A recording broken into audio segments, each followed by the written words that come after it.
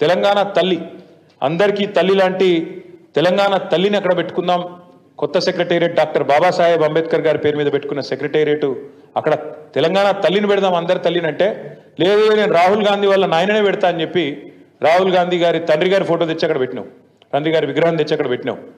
పెట్టడమే కాకుండా ఢిల్లీ మెప్పు కోసం ఇన్ని రోజులు బూతులు తిట్టిండు కదా, సోనియా గాంధీ గారిని బలిదేవత అని, రాహుల్ గాంధీ గారిని ముద్దపప్పు అని, నానా బూతులు ఏవైతే గతంలో తిట్టినావో వాటిని కవర్ చేసుకోవడానికి ఈరోజు చాలా కష్టపడి వాళ్ళ ప్రాపకం కోసం నేను చెప్తున్నాడు. ఏం చెప్తున్నాడు? రాజీవ్ గాంధీ గారు కంప్యూటర్ కనిపెట్టిండట. ఇక నీకు ఎంత తెలివి ఉందో దీన్ని బట్ట చెప్పొచ్చు. అయ్యా రేవంత్ రెడ్డి గారు, నీకు తెలియదు, దరిద్రం ఏంటంటే నీకు తెలియదన్న విషయం కూడా తెలియదు. నీకు ఎవడు చెప్తే ఇనవు. కంప్యూటర్ కనిపెట్టింది రాజీవ్ గాంధీ, రాహుల్ గాంధీ కాదు నాయన, చార్లెస్ బ్యాబేజ్ అన్నట్టు ఆయన. పాపం ఆయన కనిపెట్టిండు, ఆయన బాధపడుతున్నాడు, ఎక్కడున్నాడు కానీ ఆయన ఆత్మ అది బాధపడతా ఉన్నది. రాజీవ్ గాంధీ గారు భారతదేశానికి కంప్యూటర్ పరిచయం చేసినట్టాడు. రాజీవ్ గాంధీ గారు కంప్యూటర్ పరిచయం చేయలేదు భారతదేశానికి. 1955లోనే టాటా గ్రూప్ వాళ్ళు బొంబాయిలో మొట్టమొదటి కంప్యూటర్ను వాళ్ళు తీసుకొచ్చినారు. ఇది నీకు తెలియదు. ఆ రోజు రాజీవ్ గాంధీ గారికి 10 ఏళ్ళో 12 ఏళ్ళలో. ఇది నీ తెలివి, ఇది నీకున్న పరిజ్ఞానం. ఇక దాంతోపాటు మీకు తెలుసు ఈ రాష్ట్రంలో పరిస్థితి ఎట్లా ఉంది అంటే, ఒకవైపు చికెన్ గున్యాలు, విష జ్వరాలు, మరొక వైపు ఈ డెంగ్యూలు, పారిశుద్ధ్యం పడకేసింది. పట్టణ ప్రగతి లేదు, పల్లె ప్రగతి లేదు, కనీసం పల్లెల్లో పిచికారి కొట్టించే పరిస్థితి లేదు నీ ప్రభుత్వానికి. స్కూళ్ళలోనేమో చాక్ పీసులకు పైసలు లేవు, పల్లెల్లోనేమో పిచికారి కొట్టించేందుకు పైసలు లేవు, సర్పంచుల బిల్లులు ఇవ్వవు, ఆఖరికి పోలీసుల బండ్లల్లో మరి మమ్మల్ని అరెస్ట్ చేసి వాళ్ళని కొట్టబోయేటోళ్ళకి వాళ్ళకు కూడా మరి కనీసం వాళ్ళ బండ్లలో డీజిల్ పోసే ముఖం లేదు.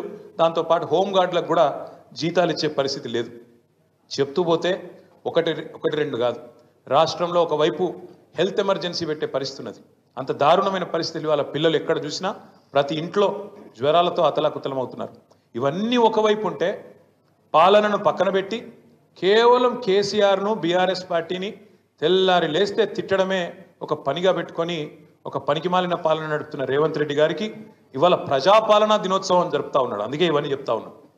ఈ సెప్టెంబర్ 17ను ప్రజాపాలనా దినోత్సవం అంటున్నాడు.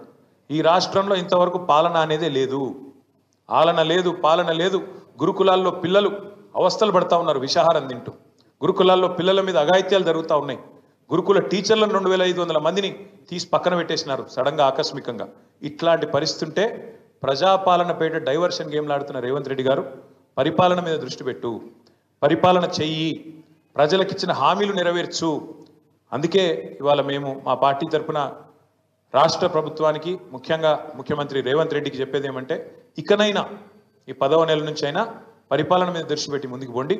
తప్పకుండా ప్రధాన ప్రతిపక్షంగా మేము ఎప్పటికప్పుడు ప్రజా సమస్యల్ని మీ దృష్టికి తీసుకొస్తానే ఉంటాం, మిమ్మల్ని ఎండగడుతూనే ఉంటాం.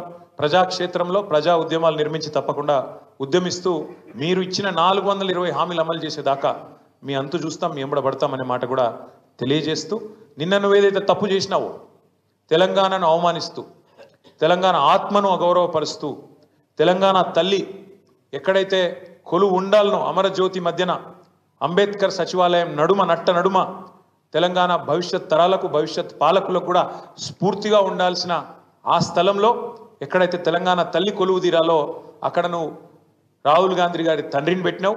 తప్పకుండా మళ్ళీ చెప్తా ఉన్నా, సకల మర్యాదలతో మేము మళ్ళీ ప్రభుత్వంలోకి వచ్చిన మరుక్షణమే సకల మర్యాదలతో ఆ విగ్రహాన్ని అక్కడి నుంచి తిరిగి నీ గాంధీ భవన్కు పంపిస్తాం. అంతగానం ప్రేమ ఉంటే జూబ్లీహిల్స్లో ఇంట్లో పెట్టుకో, లేదా ఇంకొక ఆడ పెట్టుకో, కానీ అక్కడ మాత్రం ఖచ్చితంగా తెలంగాణ తల్లి ఉంటుంది.